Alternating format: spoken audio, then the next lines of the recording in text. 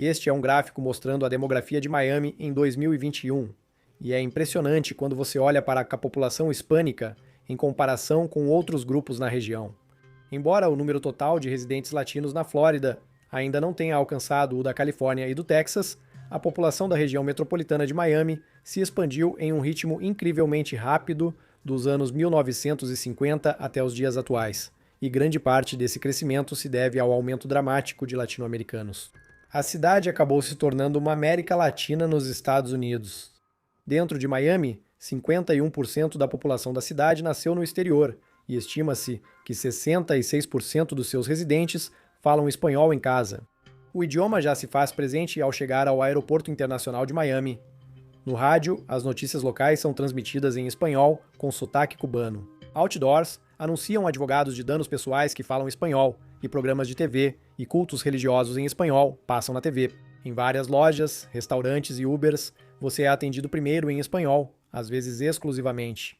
Afinal, apenas 25% da população da cidade é formada por falantes nativos de inglês. É raro ver tanta concentração de um grupo demográfico em um só lugar, até para os Estados Unidos, conhecidos por sua diversidade. É tentador pensar nisso como um evento recente, mas algumas das razões por trás da reputação da cidade de se tornar uma nova América Latina, na verdade remontam a algum tempo atrás. Embora muitos associem a imigração latino-americana aos Estados Unidos, com travessias ilegais na fronteira com o México e trabalhos pouco qualificados, a população hispânica de Miami foge desse estereótipo. Em Los Angeles, o espanhol costuma ser falado por garçons ou jardineiros. Em Miami, são os donos dos restaurantes e das empresas de jardinagem que falam espanhol. Como Miami se tornou a nova América Latina e se firmou como o lugar ideal para quem busca ascensão e riqueza na comunidade hispânica, duas causas principais foram a economia e eventos políticos complexos na América Central e do Sul, que levaram latino-americanos à Flórida. Antes, é importante analisar a história e o contexto para entender por que Miami especificamente. Antes da criação de uma América independente, o estado da Flórida existia como uma colônia da Espanha, depois que o explorador Juan Ponce de León chegou lá em 1513. O estado foi cedido aos Estados Unidos em 1819 e Miami era então uma pequena vila de fronteira habitada por comerciantes. Mas, apesar do longo período do estado sob domínio espanhol, a imigração hispânica para a Flórida só começou a aumentar no final da década de 1880, desencadeando o início de várias ondas. Os primeiros imigrantes incluíam cubanos e porto-riquenhos fugindo do colonialismo espanhol, e a proximidade da Flórida com a América Central e o Caribe fazia do estado um destino conveniente. A economia foi tão importante quanto a política.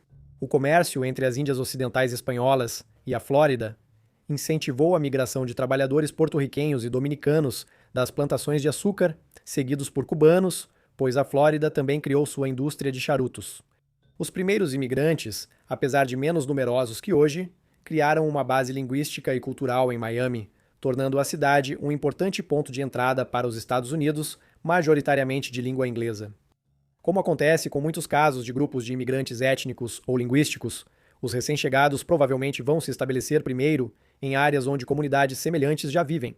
Essa base se fortaleceria e ganharia importância com uma segunda onda, maior, de imigração hispânica desde a década de 1960. Foi a Revolução Cubana de 1959 que talvez tenha sido o maior catalisador na transformação de Miami. Uma nova geração de cubanos passou a se estabelecer na cidade. Diferente da onda hispânica do fim do século XIX, eram geralmente profissionais, classe média e educados, fugindo do regime socialista de Fidel Castro. Entre 1961 e 1970, cerca de 290 mil cubanos fugiram para a Flórida, Na década seguinte, outros 265 mil cruzaram o Estreito da Flórida. No fim dos anos 1960, a população de cubanos expatriados em Miami saltou de 10 mil para 500 mil. Como esses eram refugiados políticos, fugindo do comunismo, o governo dos Estados Unidos inicialmente fez questão de fornecer ajuda aos recém-chegados e promulgou a Lei de Ajuste Cubano em 1966, tornando os cubanos o único grupo latino elegível para o Green Card após um ano vivendo nos Estados Unidos. Após a fracassada invasão da Baía dos Porcos, acabar com as esperanças de derrubar Castro, os exilados cubanos decidiram permanecer em Miami. Muitos cubanos proprietários de terras e profissionais transferiram seus ativos empresariais de Havana para fugir das nacionalizações de Castro, abrindo bancos, restaurantes, escolas e mercearias para manter seu estilo de vida. Com uma base cubana sólida estabelecida, uma nova onda de imigração começou no início dos anos 1980 com o êxodo de Mariel. Com o agravamento dos problemas econômicos e a queda no padrão de vida em Cuba, milhares de cubanos buscaram asilo em embaixadas sul-americanas, incluindo mais de 10 mil na Embaixada do Peru em Havana. O governo de Castro anunciou de repente que quem quisesse sair do país não seria impedido. Então, vieram mais 125 mil cubanos fugindo de barco para Miami. O governo dos Estados Unidos tentou impedir a terceira onda de cubanos, repatriando alguns para a base militar da Baía de Guantánamo e pressionando Cuba a aceitá-los de volta.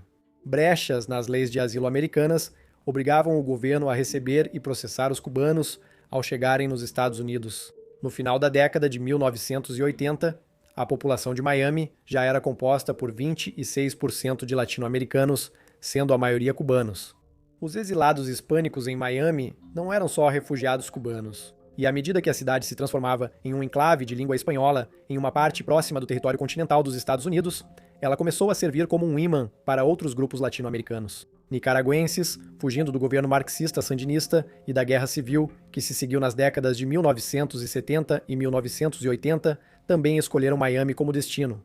Assim como os cubanos, os exilados nicaragüenses, em geral da alta sociedade e qualificados, fundaram empresas e transferiram seus recursos para a cidade. Outros problemas políticos em países da América Central, como El Salvador e Guatemala, também impulsionaram mais imigração para o que agora era uma cidade latina em rápido desenvolvimento. No início dos anos 1990, a Colômbia foi fortemente afetada por cartéis de drogas, tráfico de cocaína, corrupção política e terrorismo de grupos paramilitares. Criminosos e chefes de cartéis passaram a sequestrar profissionais, ricos e parentes de políticos. E essa escalada de violência sangrenta levou colombianos com recursos financeiros e meios para viajar a seguir para Miami e o sul da Flórida, por ficarem relativamente perto. Mesmo com a melhora na Colômbia, em meados dos anos 2000, muitos colombianos que imigraram acharam melhores oportunidades econômicas nos Estados Unidos e decidiram ficar. Seus parentes também os acompanharam, já que os voos entre Miami e Colômbia ficaram mais acessíveis e frequentes. Esses grupos também foram acompanhados por imigrantes de língua espanhola, abastados do Peru, que buscavam escapar do terrorismo e da hiperinflação que assolavam seu país, e mais tarde por profissionais argentinos que preferiam o clima econômico mais estável dos Estados Unidos. Em 1990, estimava-se que cerca de 400 mil centro-americanos e sul-americanos já estavam estabelecidos na Flórida. Isso impactava a economia de Miami, tornando a cidade um importante polo de negócios e comércio na era da globalização. Por exemplo, no setor financeiro, os exilados cubanos iniciaram a reputação de Miami como centro bancário internacional e capital financeira da América Latina. As turbulências políticas que levaram latino-americanos ricos para Miami também transferiram suas riquezas. Diversos bancos nacionais e internacionais passaram a oferecer gestão de patrimônio e estabeleceram operações em Miami para atender clientes recém-chegados. Em 2012, estimava-se que Miami havia ultrapassado Los Angeles como a cidade com a maior concentração de empresas de imigrantes, com 45% dos negócios fundados na cidade sendo estabelecidos e operados por pessoas nascidas no exterior. Com essas bases linguísticas e econômicas estabelecidas, podemos ver como isso influenciou a imagem de Miami como uma nova América Latina. Por exemplo, imagine-se como um empresário latino-americano ou empreendedor de startup, buscando ampliar seu mercado. Você tem um local com fluxo constante de públicos e consumidores semelhantes. É possível fazer networking e ligações em espanhol para garantir a entrega da infraestrutura necessária. Com voos curtos para cidades da América Central e do Sul, Miami serve como ponte entre as culturas espanhola e inglesa, caso queira expandir mais. Se você é rico e teme conflitos políticos ou desvalorização da moeda em seu país, Miami segue como opção mais segura, onde se fala espanhol para comprar imóveis e investir. Pode soar como um comercial, mas com essa infraestrutura crítica voltada para pessoas de origens semelhantes em uma área, entende-se o motivo. Miami agora é um refúgio atraente para pessoas hispânicas abastadas, especialmente quando combinamos a postura pró-negócios da cidade com o fato de que as economias do México, Colômbia e Brasil estão previstas para crescer. Faz sentido promover a cidade como ponto de negócios entre Estados Unidos e América do Sul e divulgá-la para as novas classes médias aspiracionais se destacarem. Apesar de muitos imigrantes hispânicos terem construído nova vida em Miami,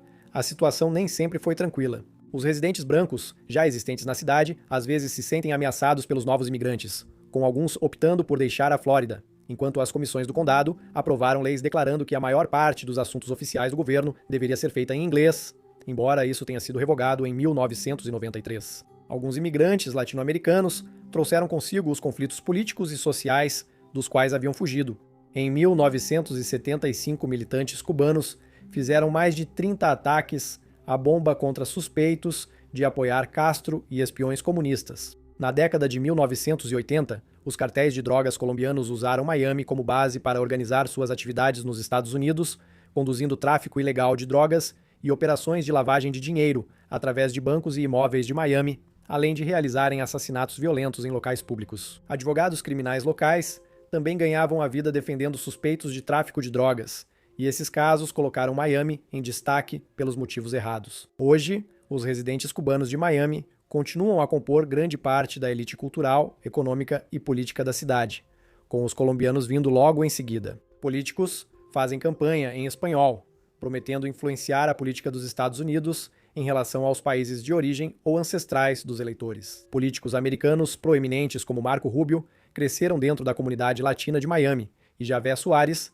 nascido em Cuba, foi eleito prefeito da cidade em 1985, antes de seu filho Francis ocupar o mesmo cargo em 2017. A população latino-americana de Miami agora inclui uma nova geração de venezuelanos abastados, que passaram a frequentar mais a cidade após a eleição de Hugo Chávez em 1999. Muitos hispânicos em Miami agora passaram a ser identificados coletivamente pelo termo latino-americano, em vez de serem definidos por suas origens nacionais após se misturarem e se casarem entre si, enquanto se integravam dentro do ideal do sonho americano. Os mais de 60 anos de imigração constante de países de língua espanhola começaram até a influenciar o tipo de inglês falado pelos moradores locais, inclusive por quem não fala espanhol, com a nova geração desenvolvendo um sotaque de inglês com sons vocálicos, estrutura gramatical e ritmo do espanhol. Por continuar sendo uma importante zona econômica e por abraçar a cultura que os hispânicos trazem consigo, é provável que continue se desenvolvendo como um centro de comércio e como uma base cultural latino-americana dentro dos Estados Unidos.